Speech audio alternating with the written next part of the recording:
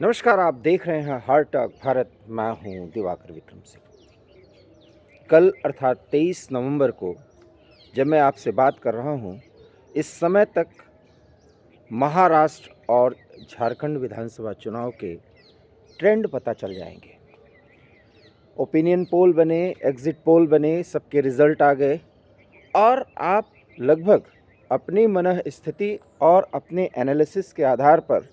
इस निष्कर्ष पर पहुंच चुके होंगे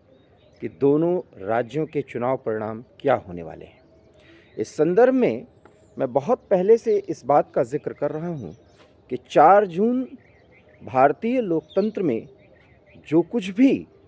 कहता नज़र आया वो ये है कि पूरी दुनिया की नज़र भारत पर है और भारत किसी तरह से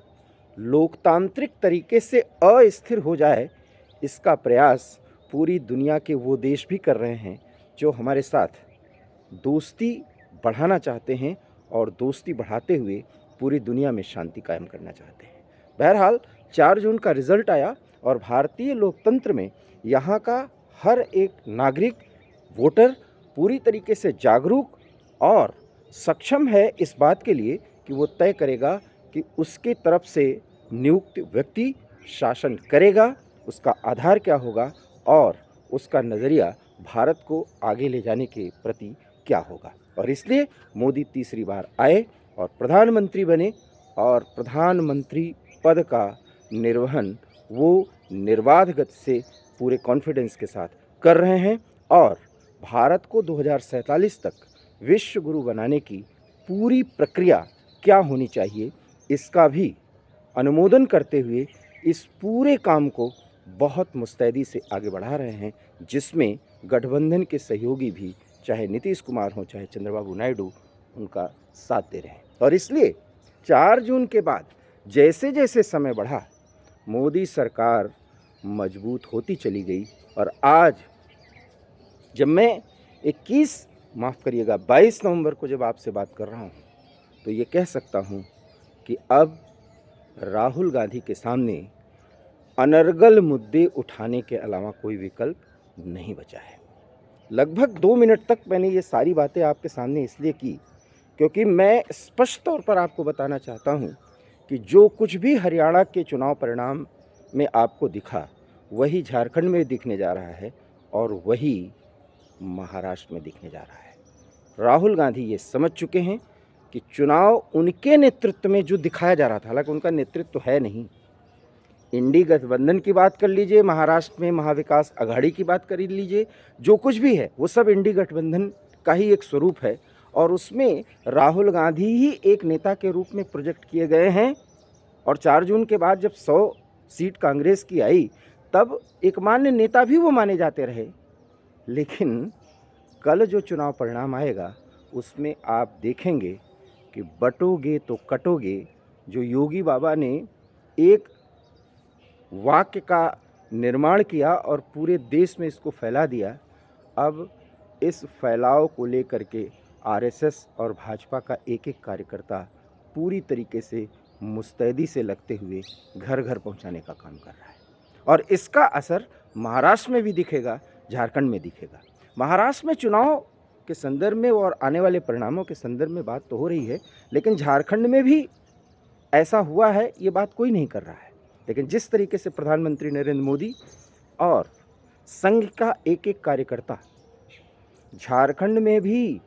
इस मुद्दे को लोगों तक पहुंचाया कि जिस तरीके से बांग्लादेशी घुसपैठिए, रोहिंग्या घुसपैठिए झारखंड में एंट्री किए हैं, अगर लोकतंत्र के नाम पर, जातिवाद के नाम पर इसी तरीके से हिंदू समाज बढ़ता रहा तो बहुत जल्दी हिंदू समाज झारखंड में भी अल्पसंख्यक हो जाएगा। और ये बात लोगों को समझ में आई, जिसमें कई अन्य राजनीतिक फैक्टर हैं जिस पर चर्चा करना फिर इस पूरी चर्चा को अलग नज़रिए से देखना हो जाएगा, इसलिए मैं नहीं करना चाहता। इसलिए समझिए, बटोगे तो कटोगे का खेल पूरी तरीके से प्रभावी हो गया और जिसमें कम से कम मैं मानता हूँ कि पूरी तरह से सच्चाई है। और इस सच्चाई को समझते हुए विकास और हिंदुत्व एक दूसरे के पूरक हैं। अब ये हिंदू समाज अगर नहीं समझा तो बहुत देर हो जाएगी। लेकिन मैं मानता हूँ कि वो समझ लिया है। इसलिए बटोगे तो कटोगे का नारा प्रभावी हो गया और महाराष्ट्र और झारखंड में वही होने जा रहा है जो राहुल गांधी ने 4 जून के बहुत पहले कल्पना कर ली थी और अब वो कल्पना पूरी तरीके से धराशायी होता हुआ नज़र आ रहा है। इसलिए वो मायूस हैं, वो मुश्किल में आते हुए दिख रहे हैं। इसलिए अडानी का मुद्दा एक बार फिर प्रभावी हो गया है, क्योंकि आपको पता ही होगा रिज़ल्ट आने के तुरंत बाद झारखंड और महाराष्ट्र को लेकर के राहुल गांधी से ढेर सारे सवाल न किए जाएं और संसद में जो वो हंगामा और अराजकता खड़ा करने की कोशिश करते हैं अनर्गल मुद्दों के आधार पर, वो मुद्दे वो प्रभावी न बना पाएँ, इसलिए अपना फेस सेविंग मोड उन्होंने दिखाना शुरू कर दिया है और अडानी के मुद्दे पर लोकसभा में घेरने का काम वो करेंगे, ये बता दिया है। क्योंकि उन्हें मुँह छिपाना है कि झारखंड और महाराष्ट्र में उनका जादू नहीं चला और महायुति अर्थात महाविकास अघाड़ी को पूरी तरीके से परास्त कर दिया। झारखंड में इंडी गठबंधन एनडीए से हार गया और इसका मतलब यही है, मोदी जीते राहुल हारे। और ये जो परसेप्शन पूरी दुनिया के डीप स्टेट का वो केंद्र जो राहुल गांधी के प्रोजेक्शन के जरिए मोदी को परास्त करना चाहता था, वो लगभग धराशायी हो जाएगा। और इसलिए मैं फिर कह रहा हूँ, झारखंड और महाराष्ट्र चुनाव परिणाम आने के बाद राजनीति में या तो अराजकता का दौर